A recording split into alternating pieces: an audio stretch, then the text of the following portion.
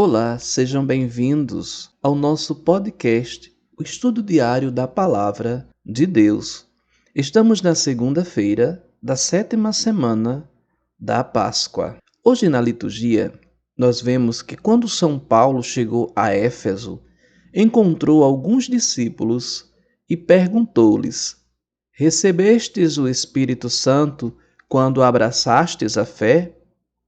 Chama a atenção que a primeira pergunta do apóstolo das gentes seja precisamente sobre o conhecimento acerca do Espírito Santo.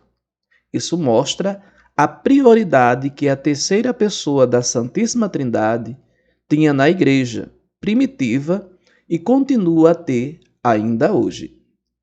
Eles responderam: nem sequer ouvimos falar do Espírito Santo.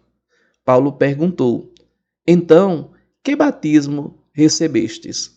Eles responderam: o batismo de João. São Paulo queria que os que abraçavam a fé conhecessem a profundidade da vida de Deus.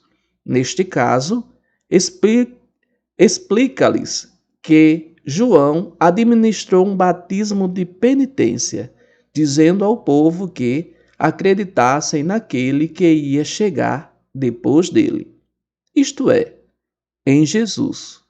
Depois de ouvirem estas palavras, receberam o batismo em nome do Senhor Jesus. Na cena, nós vemos uma comunidade que, além do batismo, recebeu a confirmação na fé, como o dom do Paráclito. Quando Paulo lhes impôs as mãos, o Espírito Santo desceu sobre eles e começaram a falar línguas e a profetizar. Eram, ao todo, uns 12 homens. No sacramento da confirmação, também nós recebemos o Espírito Santo para nos comprometermos mais plenamente na batalha que a Igreja trava contra o pecado, para que possais trabalhar com fé profunda e caridade constante, para ajudar o mundo a conseguir os frutos da reconciliação e da paz. Enquanto nos preparamos para a festa de Pentecoste, podemos perguntar-nos: que lugar ocupa na minha vida o Espírito Santo? Sou capaz de o escutar? Sou capaz de lhe pedir inspiração antes de tomar uma decisão, de dizer uma palavra ou fazer algo? Peço-lhes que me guiem pelo caminho que devo escolher na minha vida e também todos os dias peço-lhe que me dê a graça de distinguir o bom do menos bom. Peçamos a graça de aprender esta linguagem para escutar o Espírito Santo. No Evangelho de hoje, lemos o discurso de despedida de Jesus na última ceia. O Senhor quer preparar os seus discípulos para o que irá acontecer dentro de poucas horas. Depois da alegoria da videira e dos ramos, o Mestre prometeu-lhes que enviaria o Espírito Santo. Disseram os seus discípulos a Jesus: de fato, agora falas abertamente, sem enigmas. Agora vemos que sabes tudo e não precisas que ninguém te faça perguntas. Por isso acreditamos que saístes de Deus. Respondeu-lhe Jesus: agora acreditais? Vai chegar a hora, e já chegou, em que sereis dispersos, cada um para seu lado, e me deixareis só. As dificuldades e as tribulações fazem parte da obra da evangelização, e nós somos chamados a encontrar nelas uma oportunidade de verificar a autenticidade de nossa fé e da nossa relação com Jesus.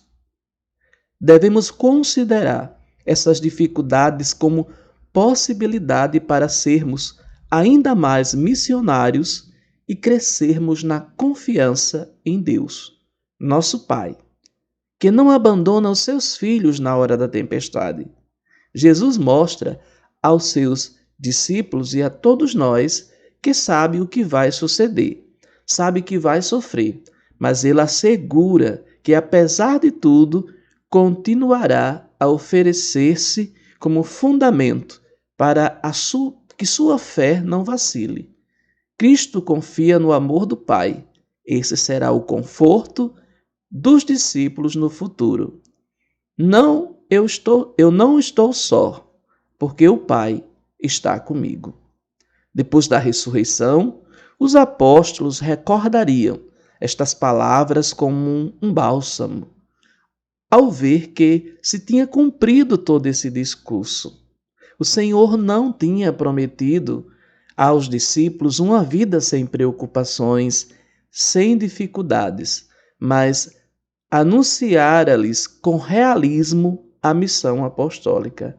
No entanto, deu-lhes também a chave para as ultrapassarem. No mundo sofrereis tribulações, mas tendes fé. Eu venci o mundo. A vida do cristão na terra envolve, aquele esforço constante de lutar consigo mesmo ou procurar encontrar em Deus o fundamento e se abandonar nele a sua alegria e a sua paz. Mas o que é a paz? A paz é algo muito relacionado com a guerra. A paz é a consequência da vitória. A paz exige de mim uma contínua luta. Sem luta, não poderei ter paz. Que o Senhor te abençoe neste dia e que a paz habite. Fica com Deus.